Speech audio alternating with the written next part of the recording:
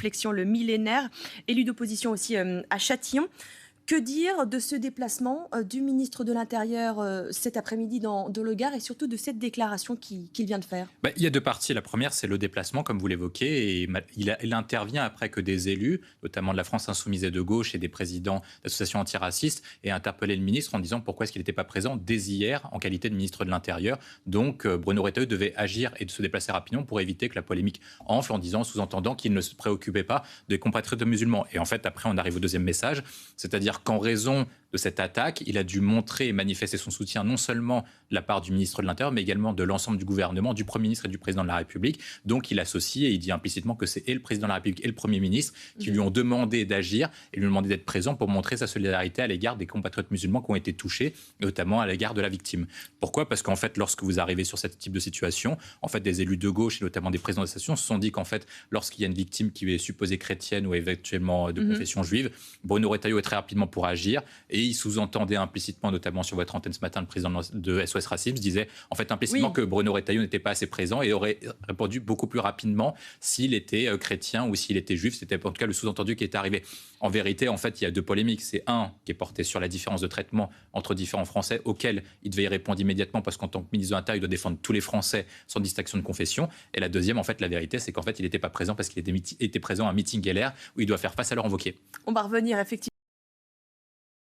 Lorsqu'il s'adresse à la communauté musulmane, on l'écoute avec particulièrement d'attention? Oui, parce qu'en fait, il y a un sous-entendu auprès de Bruno Retailleau, et ça a été dévoilé par le président de SOS Racisme le président de SOS Racisme ce matin auprès de votre antenne, qui dit à peu près que Bruno Retailleau, en fait, distinguerait plusieurs catégories de Français et que si c'est des actes antichrétiens, il y porte plus d'attention, ou si c'est des actes antisémites, il porte d'attention qu'auprès des autres actes. Donc il avait besoin de démontrer qu'il est le ministre de l'Intérieur et qu'il va assurer la sécurité de l'ensemble des Français et qu'il n'y a pas de distinction, comme le prévoit la Déclaration des droits de l'homme et les principes fondateurs de la République, en fonction de votre croyance, votre orientation sexuelle, votre religion, votre catégorie sociale, etc. Donc il a besoin de rappeler ça pour montrer qu'il agit dans la sécurité de tout le monde. Pourquoi ça ? Parce que ça a été rappelé, il y a un problème, notamment ça a été dévoilé par les attaques de la gauche en disant que Bruno Retailleau n'est pas agi assez rapidement. Et surtout, il y a la polémique du fait qu'il soit ministre de l'Intérieur à plein temps ou pas, dans la mesure où il est dans la campagne des Républicains face à leur envoqué, qui lui prend un certain temps parce que la campagne est plus serrée, j'imagine, qu'il ne l'imaginait.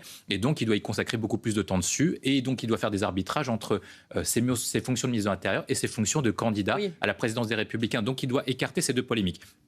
La première, c'est ce qu'il dit, ça veut dire qu'il dit que l'ensemble des citoyens font partie de la communauté française et il y a besoin aussi de rappeler, au regard de ces différentes positions, notamment ces positions contre l'Algérie qui ont pu heurter une partie de la communauté musulmane, de dire voilà, c'est pas parce que je tiens des propos durs contre l'Algérie que je vais pas protéger tous les musulmans qui sont français. Et donc il attache bien à la question de la citoyenneté. Le deuxième point, et ce qu'il rappelle également, c'est qu'en fait il s'agit d'une question de sécurité plus qu'une question d'islamophobie. Et donc pour assurer la sécurité sur l'ensemble du territoire, il faut prendre les mesures qu'il prévoit de mettre en place, etc. Donc c'est un peu sur ça qu'il doit rappeler les deux choses, mais il doit faire à la fois le volet sécuritaire comme ministre de l'Intérieur et également le volet d'assurer la sécurité de tout le monde et pas d'avoir des citoyens de deux catégories, d'une catégorie qui serait davantage protégée, d'une catégorie qui serait davantage délaissée. Oui, et vous faisiez référence d'ailleurs aux propos du président d'SOS Racisme, souvent sur ce genre de sujet? Oui, plutôt, en fait, on voit historiquement qu'à chaque fois qu'il y a un sujet qui concerne à la fois l'islamophobie ou des actes anti-musulmans, c'est plutôt la gauche et surtout en particulier la France insoumise qui s'en préoccupe. C'est-à-dire qu'on voit à chaque fois qu'il y a des sujets qui soient soit anti-musulmans ou si à peu près connectés, comme sur la question des Palestiniens, etc., c'est plutôt la France insoumise qui l'accapare. Pourquoi ? Pour différentes raisons. La première, c'est que idéologiquement, c'est-à-dire que c'est leur cœur de sujet. Deuxième point, c'est qu'il y a aussi une raison qui est importante, c'est que la plupart des élus de la France insoumise sont plutôt élus dans des territoires où il y a des fortes communautés musulmanes et donc ils sont plus fortement saisis sur ces questions. Enfin, dernier point, il y a aussi des raisons qui sont électorales, comme dans tous les partis politiques. C'est-à-dire que lorsque vous interrogez les Français, notamment de confession musulmane, c'est l'IFOP qui l'a fait, pour qui votez-vous principalement ? Ils ont voté principalement pour Jean-Luc Mélenchon.